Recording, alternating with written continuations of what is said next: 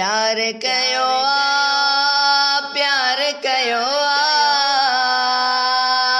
चैन यारन सां प्यार कयो प्यार कयो प्यार कयो चैन यारन सां प्यार कयो प्यार कयो प्यार कयो चैन यारन सां प्यार कयो हक चार यार हक चार यार हक चार यार हक चार यार प्यार कयो चैन यारन सां प्यार कयो अवल सुहिणो सिद्दीक़ आहे मिसाल न जो को बि न आहे अवल सुहिणो सिद्दीक़ आहे मिसाल उन जो को बि न आहे अखियुनि जो असां ठार कयो असां अखियुनि जो ठार कयो असां अखियुनि जो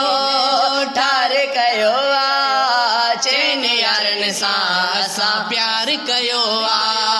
प्यार कयो प्यार कयो चैन यारन सां प्यार कयो हक चार यार हक चार यार हक चार यार हक चार यार प्यार कयो चैन यारन सां प्यार कयो अदल में सुहिणो फारूक आला शान जंहिंजो आहे बाला अदल में सुहिणो फारूक आला शान जंहिंजो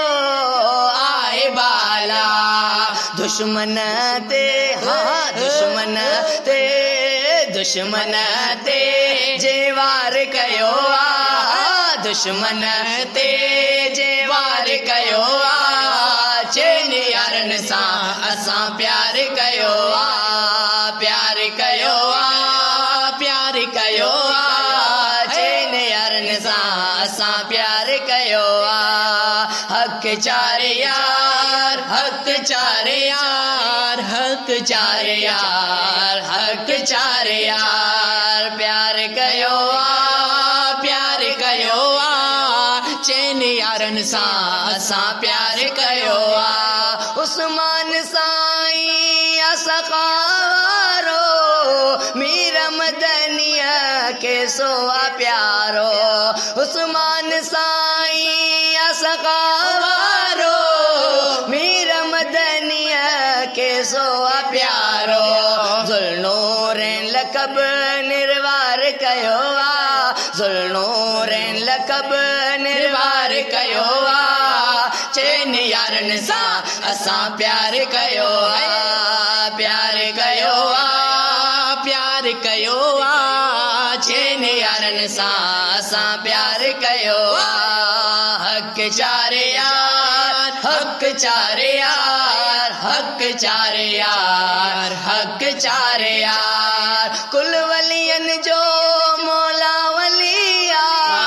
आशिकन ले आई गलिया कुल वलियन जो मौला वलिया आशिकन ले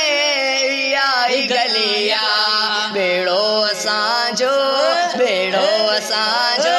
बेड़ो असांजो तन पार कयो चैन यारन सां प्यार कयो प्यार कयो प्यार कयो चैन यारन सां प्यार कयो हक चार यार हक चार यार हक चार यार हक चार यार प्यार कयो चैन यारन सां प्यार कयो फैज़ जुड़े जो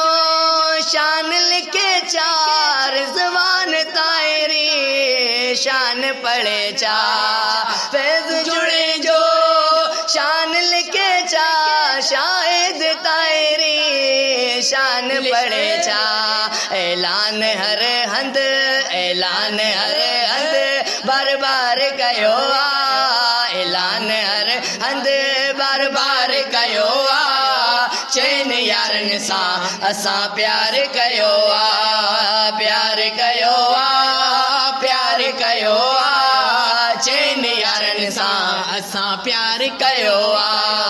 हक चार यार हक चार यार हक चार यार हक चार यार प्यार कयो प्यार कयो चैन यारन सा असा प्यार कयो